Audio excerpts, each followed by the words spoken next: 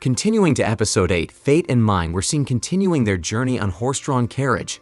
As usual, Mine finished all the food they brought, but this time, Mine was in a good mood. She gave Fate a piece of grilled meat and then affectionately stroked his head. Fate was puzzled by Mine's behavior. After eating a lot, Mine got sleepy and intentionally used Fate's lap as a pillow. Mine mentioned that the floor was too hard, so she couldn't sleep, but Fate's thighs were reasonably soft.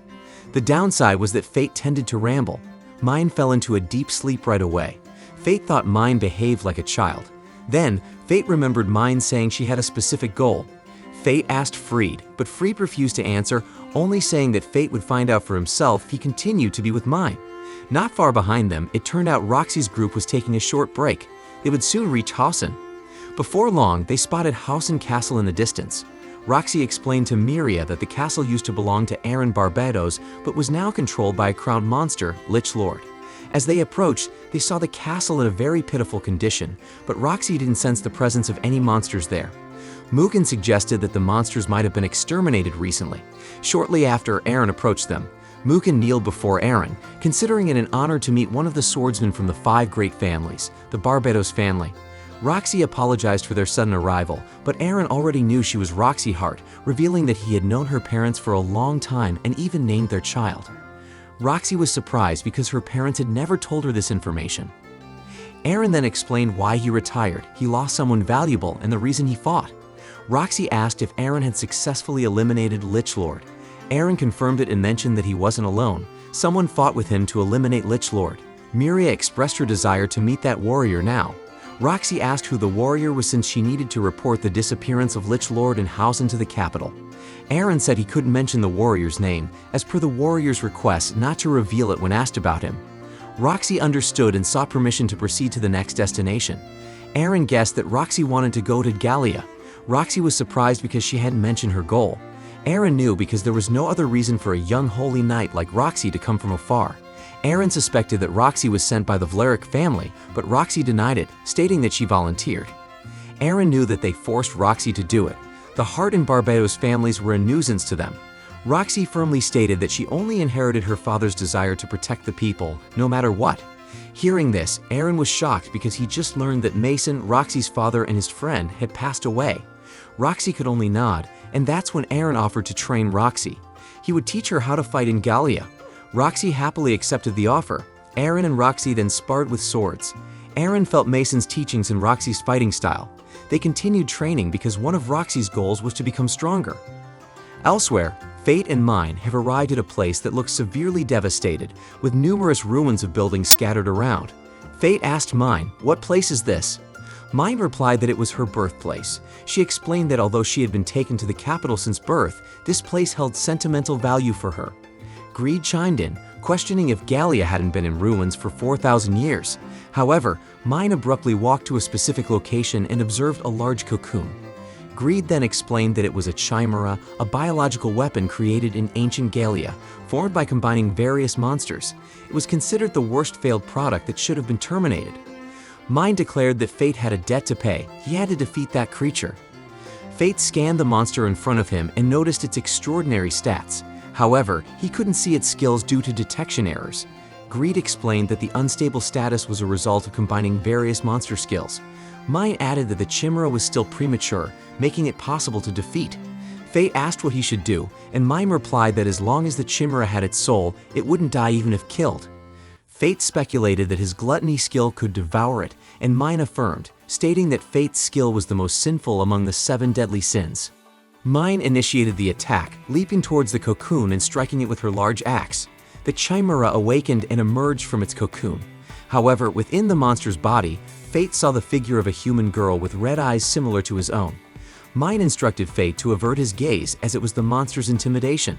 Fate asked who she really was, and Mine replied that she was the core of the chimera and Fate had to eliminate that core. Fate pondered the consequences of absorbing her soul, anticipating eternal torment in hell. Mine warned him not to be deceived by the appearance, as she was just a monster in human skin. As they conversed, Chimera unleashed its power, casting lava magic that Fate's black scythe couldn't cleave. Mine swiftly turned and struck the lava with her massive axe. Fate was astonished by Mine's strength.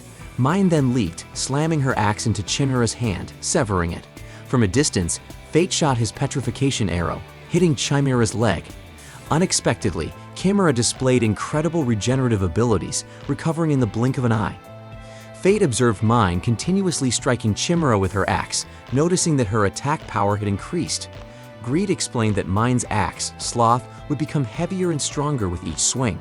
However, it also slowed down its wielder's movements. Then, Chimera forced itself to evolve, successfully growing large wings on its back. Fate decided to enter half-hunger mode so he could join the fight against the monster. Mine reminded him not to get swallowed by his gluttony skill. Fate successfully entered his half-hunger mode. Chimera attacked them with feathers from its wings, which would explode upon touch. Fate leaped upwards, finding the right angle to shoot Chimera with Bloody Ptarmigan infused with sand magic and 10% of his stats. Chimera was petrified, turning into stone. Mine unleashed her sloth ability, instantly enlarging her axe, and with its power, she delivered a massive blow to Chimera. Despite being battered, Chimera was not defeated. It released a protective skill to shield itself. Fate transformed his weapon into a scythe to cut through the barrier, but it remained impenetrable.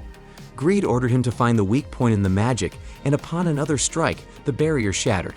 Fate wounded Chimera, but the human form within looked pain, screamed, and stared at him, making Fate hesitate to finish it, causing him to step back. The injured Chimera seized the opportunity to escape, flying into the air. Fate appeared to be bleeding from his red eyes, and Greed thought he had reached his limit. However, Mine insisted they had no time to waste and asked Fate to ride on her axe. She would throw him into the air to chase the fleeing Chimera. Greed offered Fate his ultimate technique, which required taking 20% of his stats. Fate agreed, and the black scythe instantly branched out, appearing much stronger. Fate targeted the magical energy center of Chimera, which turned out to be in the human body on its chest. Chimera deployed its barrier again, enclosing Fate along with it while simultaneously igniting fire within the barrier. Fate made a quick decision to finish it before the fire consumed him.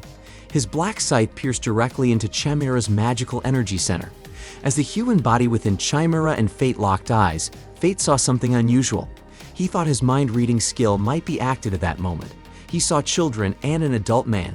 One by one, the children disappeared, leaving only 5, accompanied by an adult man.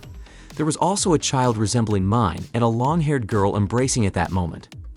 Fate opened his eyes and returned to his current reality. He didn't feel the usual excitement after successfully killing a monster. Instead, he sensed a heart-wrenching emptiness. Greed explained that despite being labeled a failed trial, Fate had just devoured one of his own kind, resulting in a lack of joy or satisfaction. Fate still didn't grasp what Greed meant by his own kind. Mine was seen near the gravestone of someone. She mentioned that she had forgotten the past but had to defeat it now that it had become Chimera. If not, more people would die. Fate gazed at the devastated city from a distance, contemplating that someday he might become like that too. Then Fate told Mine that if he ever lost control, she had to kill him. According to Fate, only Mine could stop him if he lost control. Hearing this, Mine hugged Fate, acknowledging his request. Fate apologized and expressed his gratitude. In the evening, Fate mentioned that he would continue to Babylon. Mine, with her innocent tone, said she had other priorities, promising everyone to build their own village.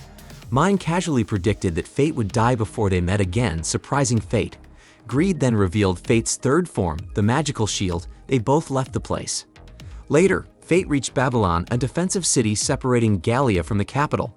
The adamantite metal walls were said to have kept monsters from Gallia at bay for thousands of years. Greed pointed out that Babylon only had a northern gate, as Gallia was in the south. Building a gate there would weaken defenses and make it susceptible to monster infiltration.